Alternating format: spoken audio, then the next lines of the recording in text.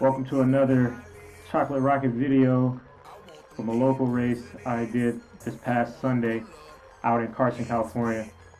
Well, if you look at my tag, the GPS actually says Compton. That's actually my city where I was born and raised. We call it Carson. Anyway, you are now looking at the last 3 laps, or maybe 4 laps, of this Dash for Cash race. Basically, every lap there was $20 to the winner. So this particular race, I had a front mounted camera underneath my handlebars, and I have a contour camera underneath my seat. So if you look in the review, up above, you can see Leo Grande, you can see Emmanuel, you can see Justin Williams, you can see Corey Williams in front of me, and we're getting down to the end. So just to go over some of the gauges you guys are seeing, to the far left you see the miles per hour, also acceleration, brake. You can see the percentage. Right now we're on a downhill 1 and 2%. You can also see my gears, which I'm in my 5311. You can see my watts, power watts, just spiked up to about 650 right there. If you look over to the far right, you can see the distance. We've been racing for 41 miles. Current lap speed is 28 miles an hour. Our fastest lap is a 144 with an average of 28 miles an hour. So not bad for a local crit. That's actually pretty fast for guys who have jobs and families and don't do this for a living. So at this point, I'm feeling really good actually. I went off the front a few times. I won a few creams. Bring home some of the bacon. Steven Salazar, my teammate, is out there doing a great job covering moves, and one thing I like about him, you can always count on him to do the best he can do. He'll never quit on you, so I love racing with him. Things are getting a little hairy right there, if you can see. Some swerving going back and forth. You see Justin has connected to my wheel and with 2 to go, and for the most part he followed me around. I think it's just a confidence thing too. He knows that I'll do the best that I can to put myself in a great position to have a chance to win. And so for him, I think he's thinking this is a great wheel to follow, because even if he can't sprint, at least he'll be there.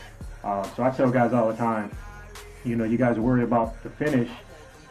Let's worry about the race before the finish, and the race before the finish is actually getting to the finish. So right now I'm thinking I really have a good chance of winning this race. You see guys are diving inside of this fast corner at 30 miles an hour. It looks like downhill.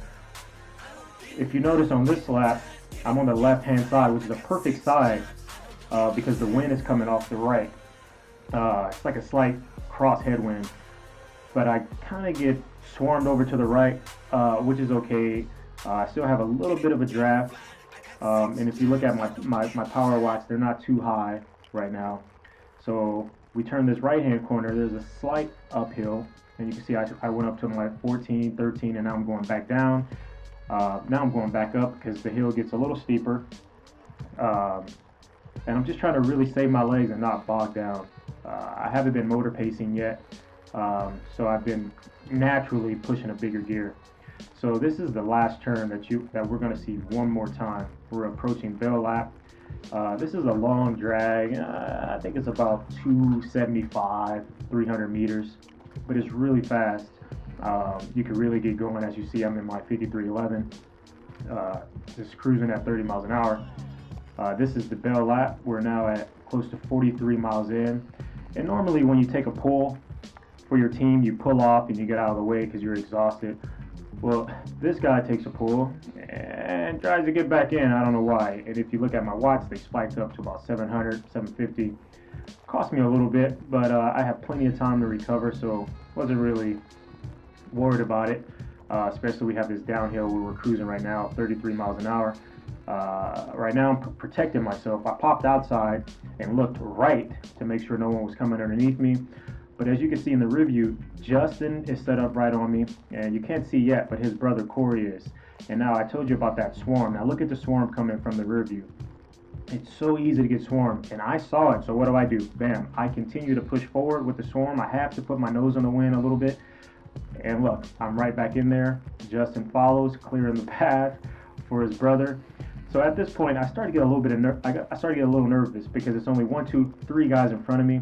It's still a long sprint for me. I guess confidence-wise, I wasn't ready. But you can see Justin. He gets out of the saddle right here. If you look in the rear view, and he's getting ready to jump me. And I wish I would have saw this. Boom! And when he jumped, it was just a little bit too late for me to get on top of my gear. I was committed in my 53.11. But I get out of the corner, and those first three pedal strokes from Corey cost me everything. I was still turning, and he was on top of the gear already, pedaling. And even at 40 miles an hour, I couldn't catch him. But I have to say, I was happy with my sprint. I was happy with the way I rode. I was comfortable. I was relaxed. And you can't ask for a better situation or scenario. Having two young kids I used to mentor beat me in a race. It's like full circle, So there it is, Corey Williams in Cycle Canada, my brother Justin Williams, and myself taking up the third spot. If you guys want to join our club, visit us on the web, www.bahatiracing.com.